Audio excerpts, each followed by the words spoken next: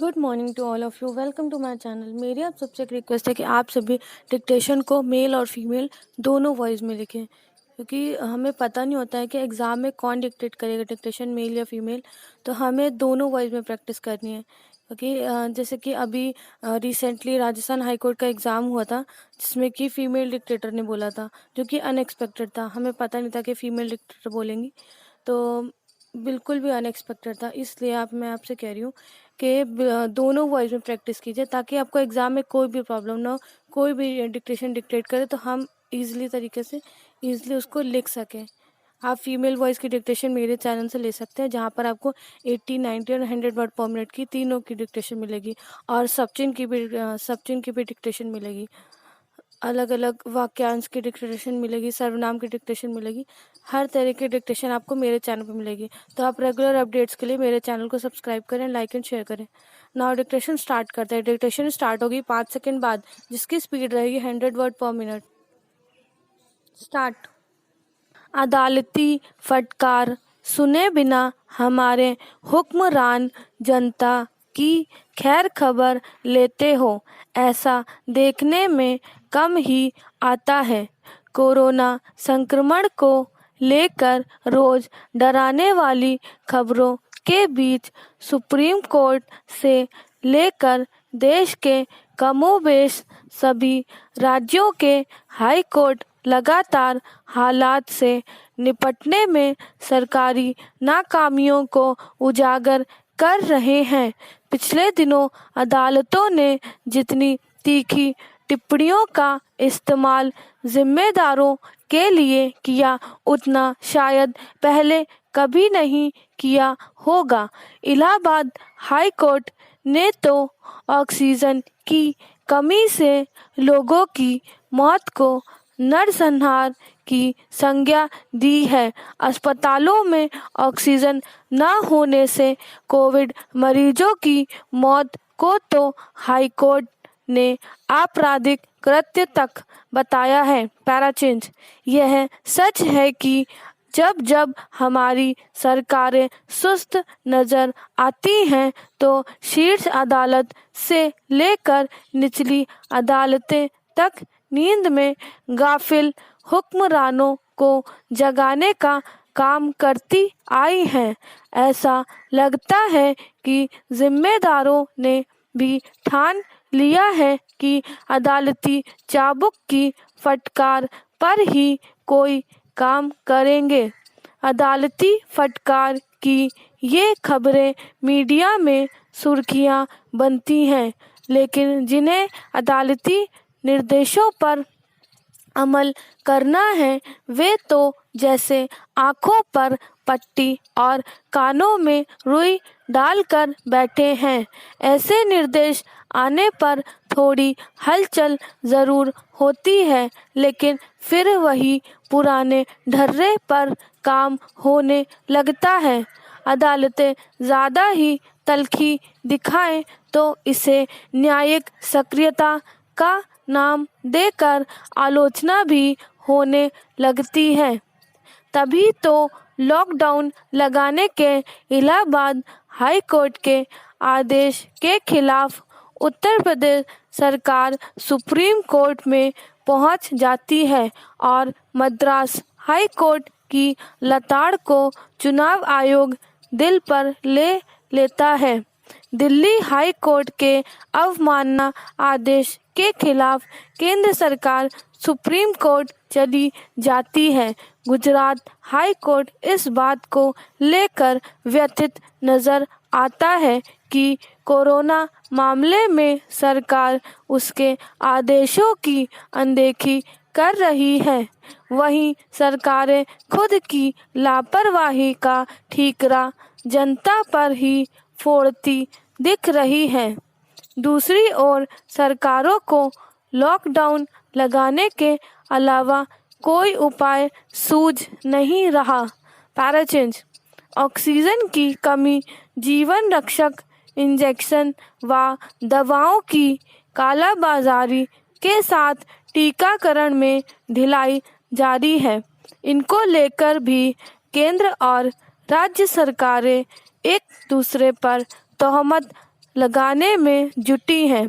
अस्पतालों में दाखिले के लिए समान राष्ट्रीय नीति, अस्पतालों में बेड का रियल टाइम अपडेट व 2 घंटे में मरीजों को रेमडेसिविर पहुंचाने जैसे निर्देश सुकून पहुंचाने वाले लगते हैं, लेकिन इनकी पालना करने में देरी से कोरोना संक्रमित दम तोड़ते रहें तो अदालतों को ही सख्ती दिखानी होगी।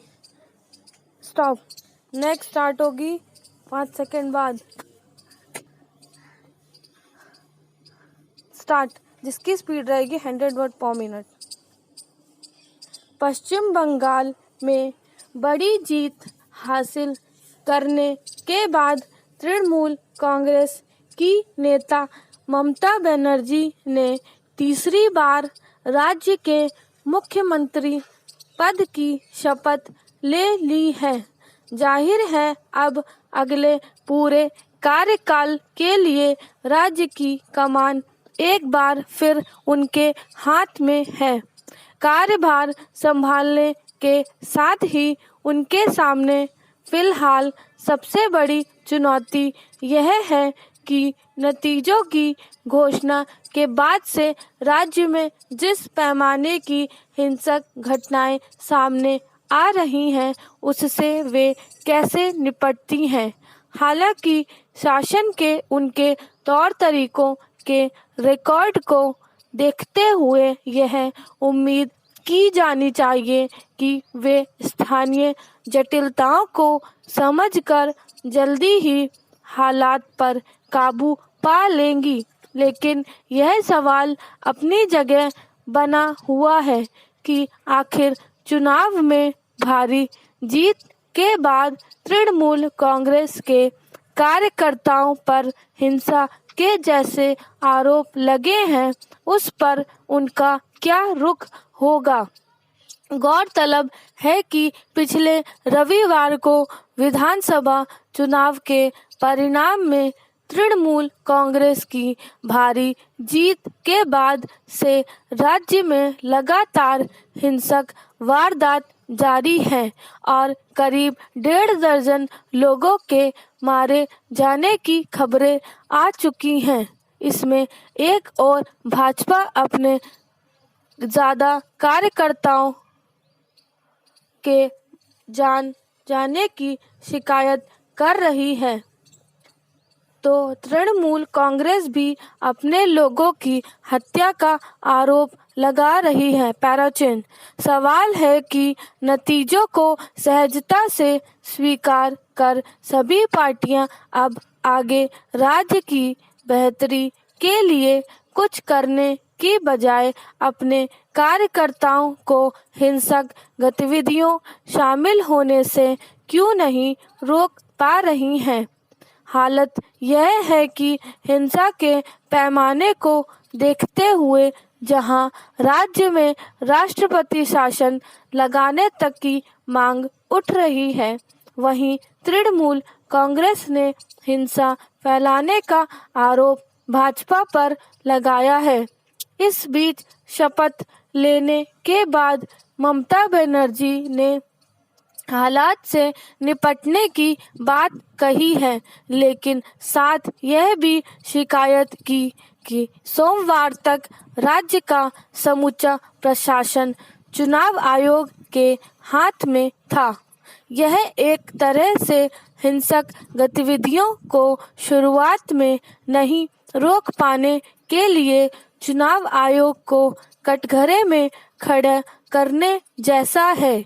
क्या ऐसे आरोप प्रत्यारोप से मौजूदा हिंसा का हल निकाला जा सकता है?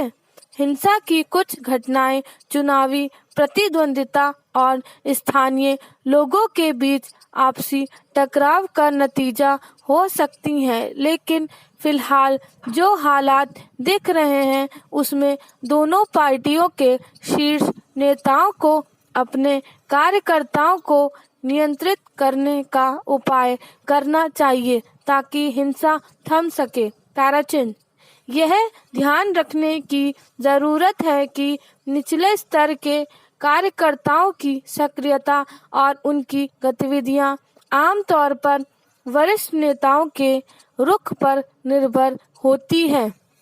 अगर इससे इतर कभी हालात पैदा होते हैं तो उसे भड़काने या फिर काबू करने के मामले में शीर्ष स्तर के नेताओं की बड़ी भूमिका होती है। यूं पश्चिम बंगाल में चुनावी हिंसा का लंबा इतिहास रहा है।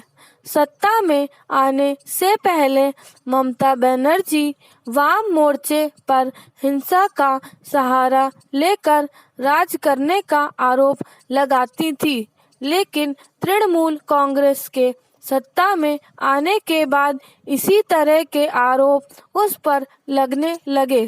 कहा जा सकता है कि जब भी जिस पार्टी का किसी इलाके में वर्चस्व रहा, उसने हिंसा और ताकत के बल स्थानीय लोगों और उनकी आवाज को दबाने की कोशिश की, लेकिन बेमानी मसलों पर हिंसा का सिलसिला जारी रहते क्या लोकतंत्र को बचाया जा सकता है? जरूरत इस बात की है कि सत्ता के गणित से बेलगाम होने वाले राजनीतिक दल एक लोकतांत्रिक माहौल में राज्य के हित के लिए मिलकर काम करें। मौजूदा महामारी के दौर में पहले इस संकट से निपटना सबकी